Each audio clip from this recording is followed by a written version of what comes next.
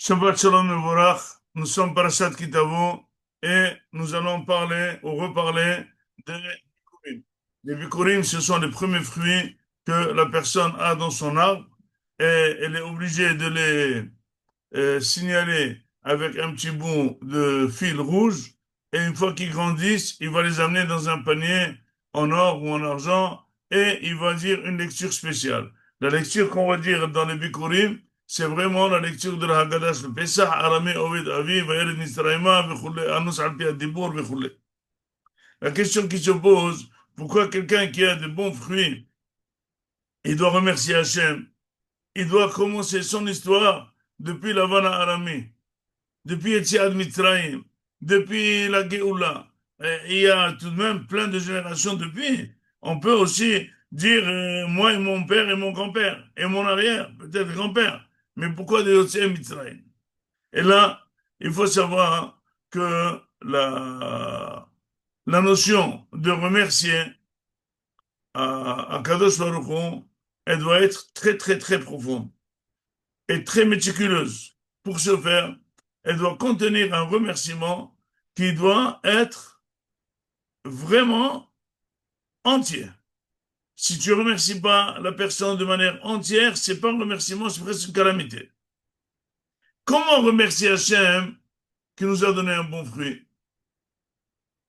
Alors on peut lui dire, ben, Baruch Hashem, parce que s'il n'y avait pas la pluie, il n'y avait pas le soleil, il n'y avait pas le beau temps, eh ben, on n'aurait pas les fruits, d'accord. Mais ça, hein, ça impliquerait, ou ça sera sous-entendu, que finalement la terre est à moi, toi tu m'as aidé. Mais la terre n'est pas à toi. La terre elle-même n'est pas à toi. C'est-à-dire, la terre est peut-être de mon père, de même de pas de ton père.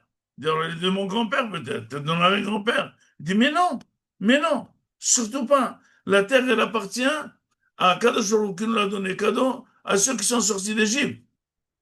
Maintenant, avant que je te rappelle la sortie d'Égypte, regarde quelle naisse il y a eu avant de descendre en Égypte pour ressortir d'Égypte, que la vente voulait exterminer, etc., etc. Ça veut dire, celui qui commence par le remerciement à zéro, ne remercie pas. Un enfant qui dirait à sa mère, merci de m'avoir fait faire les études, merci de m'avoir marié, c'est vexant, et même très vexant. C'est merci de m'avoir mis au monde, merci de m'avoir accouché, merci de m'avoir fait grandir, merci de m'avoir donné le biberon, merci, merci, merci. Il faut aller à zéro pour dire un remerciement. Sans ça, eh ben, ça veut dire que tu donnes de l'importance à ton existence qui n'existe pas. Tu n'es pas un existant puisque quelqu'un t'a fait à créer ton existence. Parallèlement, c'est marqué que quand on trouve un cadavre entre deux villes, le Beddin fait un vidou qu'on ne sait pas qui c'est qui l'a tué. Nous, on n'a rien fait. C'est sûr qu'on n'a pas libéré sans levaya, sans achila ou shtiya, etc., etc. D'accord. Mais on dit une phrase. Kaper le'amecha Israël asher padita. Il dit, fais la kapara à Am Israël que tu as fait sortir d'Égypte. Demande, dis le rivage, que d'ici on voit que celui qui fait une bêtise et qui tue quelqu'un, il fait mal à toute la génération qui les a amenés jusqu'à Yotzei Mitzrayim, jusqu'à zéro. Abraham Avinu, il bouge, Moshe Rabbeinu, il bouge, Desfatim, il bouge. Tous les grands-parents de A à Z, ils bougent. Chacun avec son niveau, bien sûr, sans cas de responsabilité. Mais tout le monde il dit, mais pourquoi? C'est lui qui l'a tué, il dit non. Celui-là, il n'existe pas tout seul. Il a fait mal à son père, et son père, il a fait mal à son etc., etc. Alors, on comprend très bien que si un enfant de quelqu'un fait une bêtise, son père n'est pas bien. Son grand-père aussi ne peut pas bien. Mais il faut savoir les origines. Ces deux notions, remercier depuis la sortie d'Égypte et faire le vidouille depuis la sortie d'Égypte et donner de la tzedaka, les Elonishmat, les morts depuis la sortie d'Égypte et implorer les Sruyot depuis la sortie d'Égypte, depuis les Havot. C'est tout ça pour dire qu'on est un tout petit maillon dans quelque chose de gigantesque qui ne se déchire pas, qui est entière. Et donc, ça va nous faire grandir notre responsabilité à nous, vis-à-vis de nos aïeux, qu'il faut savoir que quelqu'un qui fait quelque chose, il fait bouger ciel et terre de tous les aïeux depuis la sortie d'Égypte, aussi, ça nous donne une responsabilité vis-à-vis de nos enfants, que si jamais on ne les éduque pas comme il faut, eh bien, ils vont nous faire mal à nous, et en plus, ils vont faire mal à tout le monde, et on est partie génératrice de ce mal.